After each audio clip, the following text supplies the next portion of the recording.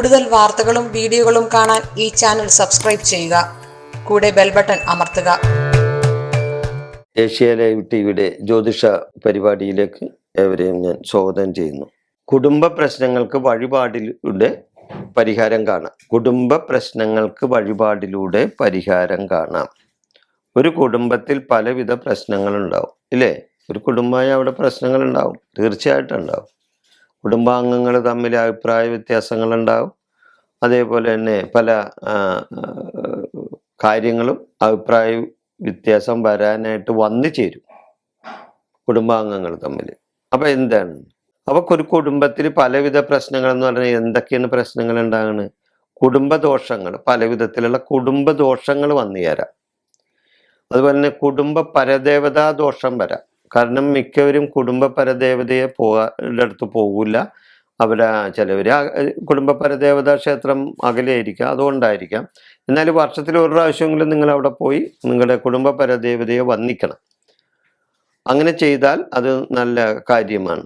അപ്പോൾ ആ ദോഷങ്ങൾ മാറാനുണ്ട്. അപ്പോൾ കുടുംബ പരദേവത കോപം മാറിക്കിട്ടും. പിന്നെ ബാധാദോഷങ്ങൾ വരാം. കുടുംബ പ്രശ്നത്തിന് നോക്കുമ്പോൾ കുടുംബ പ്രശ്നം നോക്കിയാൽ ചിലപ്പോൾ ബാധാദോഷങ്ങൾ കൊണ്ട് കുടുംബത്തിൽ പ്രശ്നങ്ങൾ ഉണ്ടാകാം.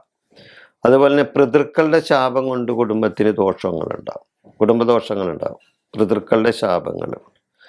അതുപോലെ നമ്മൾ താമസിക്കുന്ന സ്ഥലത്ത് സ്ഥലദോഷം ഉണ്ടാകും.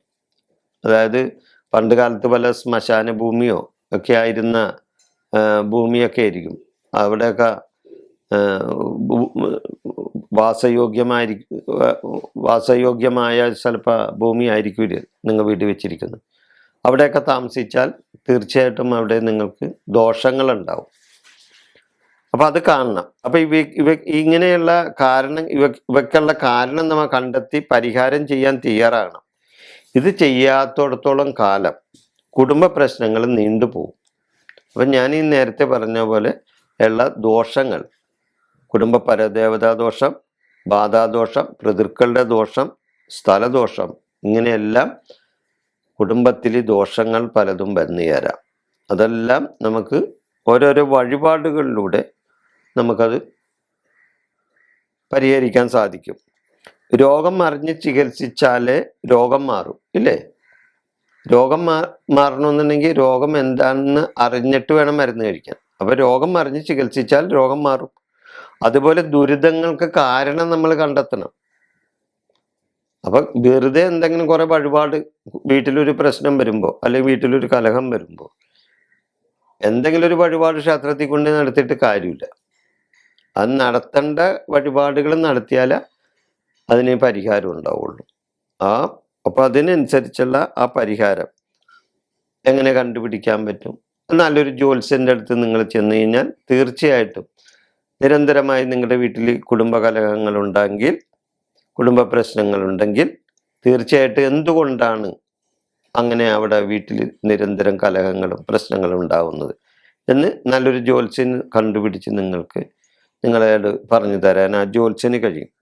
അപ്പം ആ ജ്യോത്സ്യൻ പറയുന്ന പ്രകാരമുള്ള വഴിപാടുകൾ ചെയ്താൽ, അല്ലാതെ നിങ്ങൾക്ക് ഇഷ്ടമുള്ള ഏതെങ്കിലും ഒരു വഴിപാട് കൊണ്ടേ ചെയ്താലൊന്നും ചിലപ്പോൾ അതിനുള്ള പരിഹാരമാവില്ല. അപ്പം ജ്യോത്സ്യൻ പറഞ്ഞു തരുന്ന, ഇപ്പോൾ രോഗം വന്ന ഡോക്ടറാണല്ലോ മരുന്ന് കുറിച്ച് തരേണ്ടത്, ഇല്ലേ?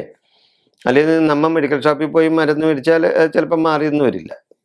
അപ്പം രോഗം എന്താണെന്ന് അറിഞ്ഞ് ഡോക്ടർ നമുക്ക് മരുന്ന് നിർദ്ദേശിക്കും. അതേപോലെ നമ്മുടെ ദുരവസ്ഥ എന്താണെന്ന് മനസ്സിലാക്കിയിട്ട്, അല്ലെങ്കിൽ നമ്മളുടെ കുടുംബ പ്രശ്നങ്ങൾ എന്താണെന്ന് മനസ്സിലാക്കിയിട്ട് ആ ജ്യോത്സ്യൻ അതിനുള്ള പരിഹാരം കുറിച്ച് തരും. ആ പരിഹാരങ്ങൾ ചെയ്താൽ തീർച്ചയായിട്ടും അതിന് ഫലം ഉണ്ടാവും. എന്ത് വഴിപാടാണെങ്കിലും ചെയ്യേണ്ട വിധത്തിൽ ചെയ്താൽ തീർച്ചയായിട്ടും അതിന് ഫലം കിട്ടും. ഒരു സംശയമില്ല കാര്യത്തിൽ. ഈ വിഷയം ഞാനിവിടെ അവസാനിപ്പിക്കുന്നു. നിങ്ങൾക്ക് നന്ദി, നമസ്കാരം.